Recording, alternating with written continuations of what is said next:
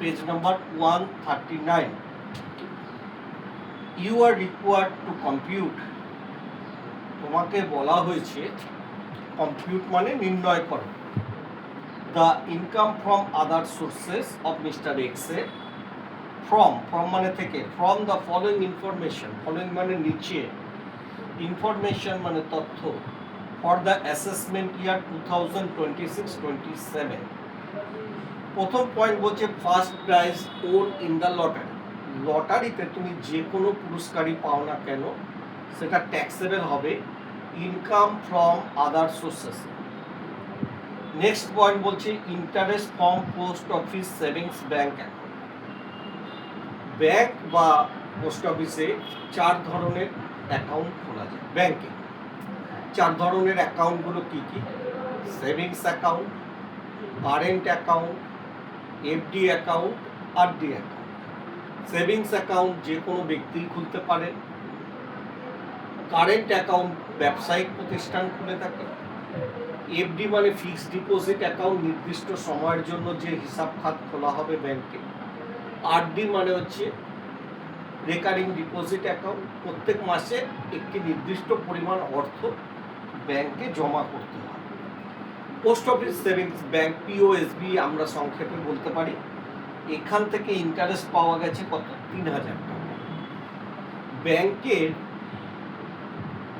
FD বা আরডিতে যে interest পাওয়া যায় সেটা পুরোপুরি ট্যাক্সেবল।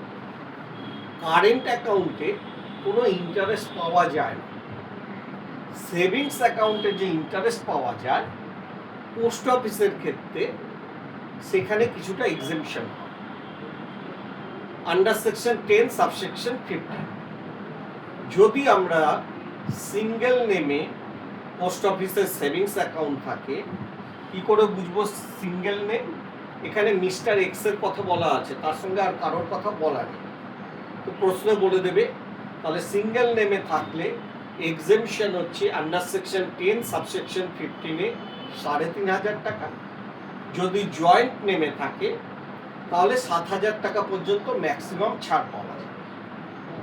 এখানে সিঙ্গেল নেমে আছে 3000 টাকা ইন্টারেস্ট হয়েছে, তাহলে 3000 টাকা গোটাটাই ছাড় পাওয়া যাবে।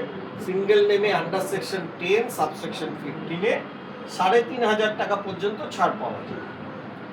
নেক্সট বলছে rent for warehouse, rent মানে ভাড়া, for warehouse, warehouse মানে গুদাম, attach to his farm house in remote village, remote মানে দূরবর্তী কোনো, ভিলেজ মানে গ্রাম, ঠিক আছে, গ্রামে একটা ফার্ম হাউস আছে, তো এটা এগ্রিকালচারাল ইনকাম হিসাবে আন্ডার সেকশন 10 সাবসেকশন 1-এ এক্সেম্পট হয়ে যাবে, এটা ট্যাক্সেবল হবে না এগ্রিকালচারাল ইনকাম।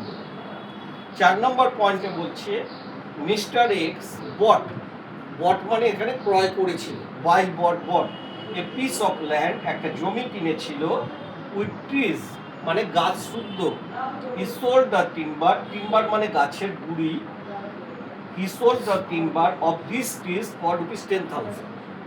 এটা ইনকাম ফ্রম আদার সোর্সেসে ট্যাক্সেবল। তাহলে লটারি থেকে যে কোনো প্রাইজ পেলে সেটা ট্যাক্সেবল হবে। Interest from post office savings bank থেকে যদি আমরা কোনো ইন্টারেস্ট পাই, পোস্ট অফিস সেভিংস ব্যাংক থেকে আমরা কোনো ইন্টারেস্ট পেলে সেটা আন্ডার সেকশন 10 সাবসেকশন 15-এ সিঙ্গেল নেমে 3500 টাকা পর্যন্ত ছাড়, জয়েন্ট নেমে 7000 টাকা পর্যন্ত ছাড়। 3 নম্বর পয়েন্টে বলছে একটা ওয়্যার হাউস থেকে আমরা ভাড়া পেয়েছি, ওয়্যার হাউস মানে গুদাম, যেটা আমাদের রিমোট ভিলেজে, রিমোট মানে দূরবর্তী কোনো ভিলেজে, গ্রামে ফার্ম হাউসের সঙ্গে সংযুক্ত, অ্যাটাচ মানে সংযুক্ত, তাহলে সেটা এগ্রিকালচারাল ইনকাম হিসাবে এক্সেম্পট হয়ে যাবে। 4 নম্বর পয়েন্টে বলছে mister X bought a piece of land with trees,